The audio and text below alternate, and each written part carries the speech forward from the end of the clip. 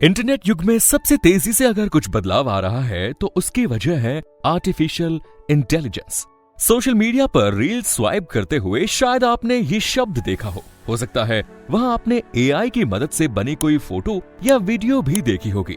कभी आपने सोचा है कि फेसबुक या इंस्टाग्राम पर आप कोई वीडियो बड़े ध्यान से देखते हैं, फिर उसके बाद वैसे ही वीडियोस आपकी फीड में लगातार कैसे दिखते रहते हैं? या फिर फ्लिपकार्ट या अमेज़न पर आप कोई चीज सर्च करते हैं, भले ही वो चीज आपने खरीदी ना हो, फिर भी कैसे आपको अपने फेसबुक, इंस्टाग्राम या किसी गेम में बार बार उसके विज्ञापन दिखने लगते हैं।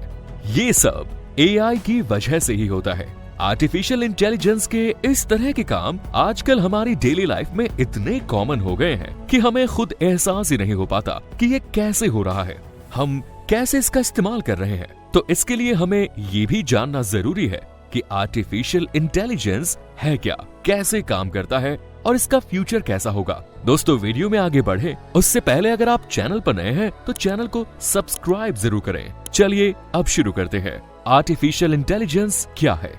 हिंदी में अनुवाद करें तो एआई का अर्थ होता है कृत्रिम बुद्धिमत्ता, मतलब कंप्यूटर साइंस की ऐसी शाखा जिसका काम बुद्धिमान मशीन बनाना है, और इस प्रोसेस को आर्टिफिशियल इंटेलिजेंस कहते हैं। सरल शब्दों में कहें तो आर्टिफिशियल इंटेलिजेंस का अर्थ है एक मशीन में सोचने, समझने और निर्णय लेने की क्षमता का विकास करना। एआई को कंप्यूटर साइंस का सबसे बड़ा एडवांस रूप माना जाता है और इसमें एक ऐसा दिमाग बनाया जाता है जिसमें कंप्यूटर सोच सके, कंप्यूटर का ऐसा दिमाग जो इंसानों की तरह सोच सके।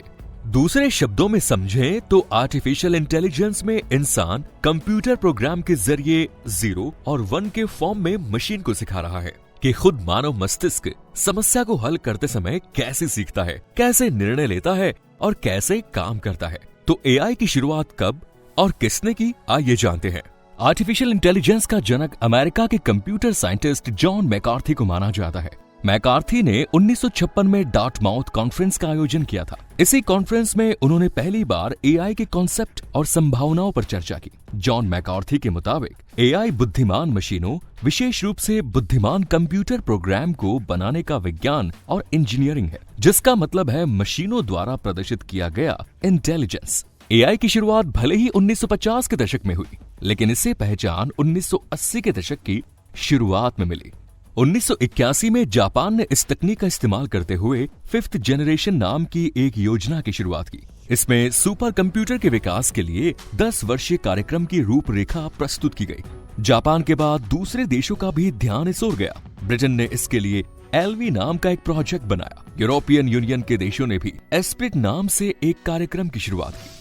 इसके बाद 1983 में कुछ निजी संस्थाओं ने मिलकर आर्टिफिशियल इंटेलिजेंस पर लागू होने वाली उन्नत तकनीकों जैसे कि very large scale integrated circuit का विकास करने के लिए एक संस्था micro electronics and computer technology की स्थापना की। अगर आपको वीडियो पसंद आ रही है दोस्तों, तो वीडियो को लाइक जरूर कर दीजिए।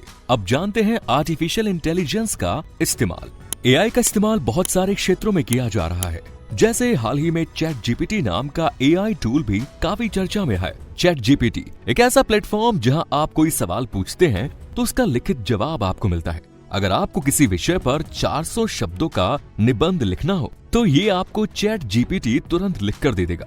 बच्चे इस टूल का इस्तेमाल अपना होमवर्क करने में तो कामकाजी लोग अपने ऑफिस के काम को करने में इस्तेमाल कर रहे हैं। इसके अलावा आपने चैट बॉट का नाम भी सुना होगा। आजकल कई कंपनियां चैट बॉट का इस्तेमाल कस्टमर सपोर्ट के लिए करती है। चैट बॉट आपको लगभग हर बैंक की ऑनलाइन सर्विस में मिल जाएगी।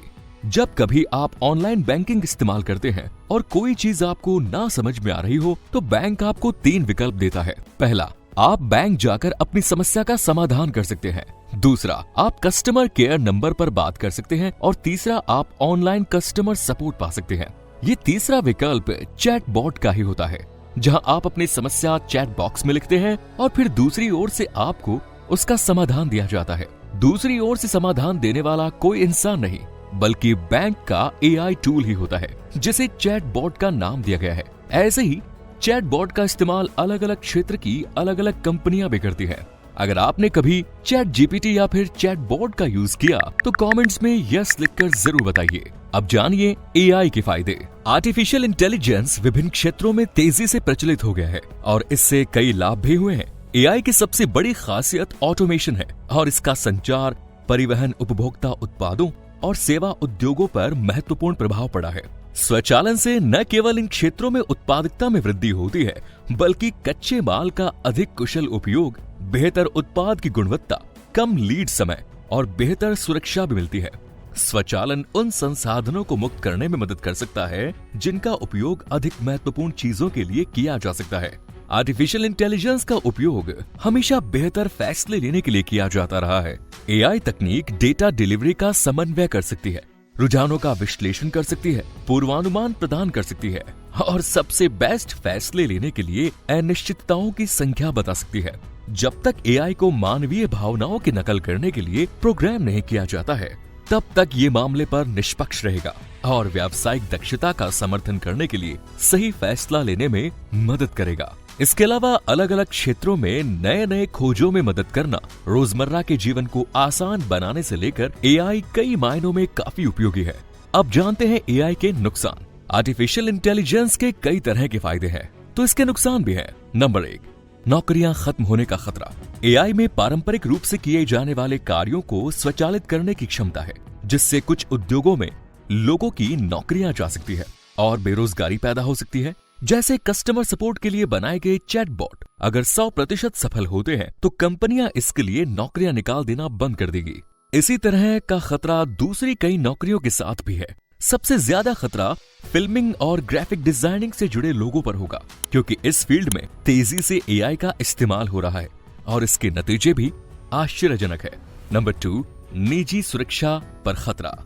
जहां एक और एआई निजी सुरक्षा के लिए मददगार साबित हो सकता है, तो वहीं यही सिस्टम निजी सुरक्षा को नुकसान भी पहुंचा सकता है, क्योंकि पूरा एआई सिस्टम डेटा पर निर्भर होगा। इसलिए इंटरनेट का इस्तेमाल करने वाले सभी लोगों की प्राइवेसी पर इसका दुष्प्रभाव पड़ सकता है। नंबर 3, एआई का भविष्य। आर्टिफिशियल इंटेलिजेंस का भविष्य बहुत ही रोचक है। इस तकनीक को लेकर रोज कुछ नया हो रहा है। आजकल इसके एडवांस और डीप लर्निंग मॉडल्स बहुत तेजी से डेवलप हो रहे हैं, जिनका इस्तेमाल बहुतर कामों जैसे कि medical diagnosis, self driving car, smart homes, stock market analysis जैसी बहुत सारी चीजों में किया जा रहा है। ये हमारे जीवन के विभिन्न पहलुओं को आकार देने में काफी मददगार साबित होगा। आर्थिक विकास और सामाजिक प्रगति के क्षेत्र में आर्टिफिशियल इंटेलिजेंस बेहद महत्वपूर्ण भूमिका निभा रहा है। तो आज की वीडियो में दोस्तों बस इतना ही। मिलते हैं नए वीडियो में, तब तक आप अपना ख्याल रखिए। धन्यवाद।